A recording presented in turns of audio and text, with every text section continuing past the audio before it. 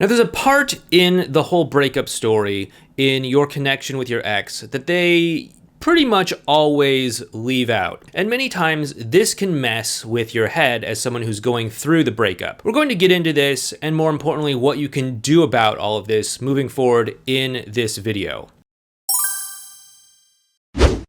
Hey there, it's Clay with modernlove.life. Now, if you're going through a breakup, you have to understand that you're only getting part of the story here. That is to say, there's a lot going on beneath the surface that you are not clued into.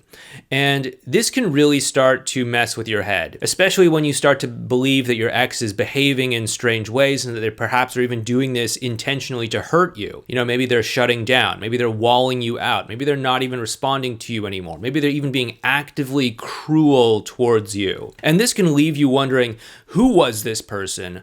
Who did I fall in love with? Were they this horrible monster the whole time and only now I'm figuring this out? We want to understand what's going on here in a deeper sense and on a more emotional level so that we can get a sense about what's going on here. Now, chances are, it's not out of the realm of possibility that your ex is a not so nice person. It is a possibility, but you were the one who was in a relationship with them. And so I think that you would probably have had the chance to figure that out and get to know that yourself if that was the case. If you were in love with them, if you had a full, real relationship with them, you probably have a good sense of their character. And that's probably not what your experience has been from being in a relationship with them. You probably have had a chance to see the best in them.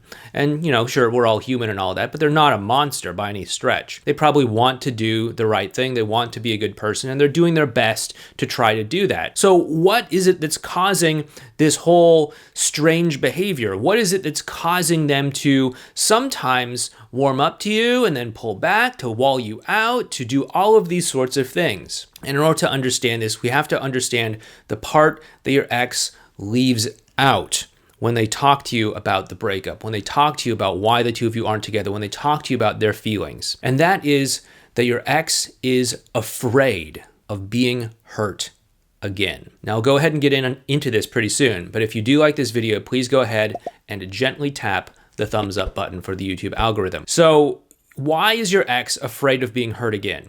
Now, obviously, they opened themselves up and took a chance at being in a relationship with you. They opened themselves up and they were vulnerable, most likely. They shared dreams and hopes and aspirations and all sorts of things like that when the two of you were together. This breakup, as hard as it is for you, is probably also equally as hard for them too. I don't want you to forget that, because even though they may have initiated the breakup, they're still going through a complex set of emotions in this experience as well too. And we can't forget that they are going through this emotional journey.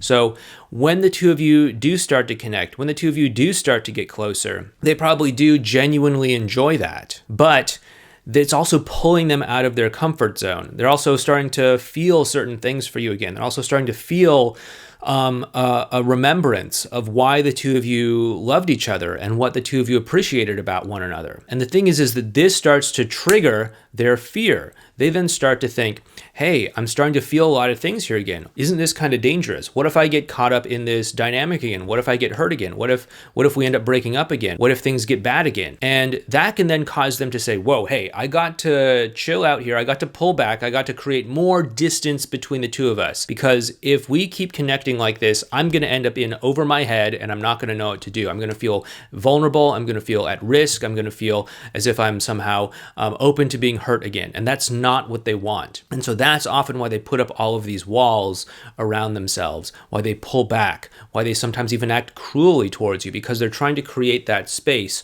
where they don't have to confront that feeling that they have of positivity, of love and connection when the two of you are together. They want to create that space so that they can feel safe knowing that they're not having to directly make a choice about whether or not the two of you are going to get back together or not. This can be incredibly confusing and incredibly frustrating for a lot of people, and understandably so. I mean, this person who was once so transparent with you is now pulling back and behaving in a strange sort of way. They're now doing things that you never thought they would do. They might even be intentionally hurting you or intentionally trying to put space between the two of you for some reason. What are you supposed to do about it, and how are you supposed to navigate through this? Well, I put together a video on the 5 stages that your ex goes through the journey of getting back together with you. It's right over here, and I'd like you to go ahead and check it out next because I think it's going to be very insightful and very helpful for you. You can go ahead and find it over here. This goes into their emotional world in much more detail.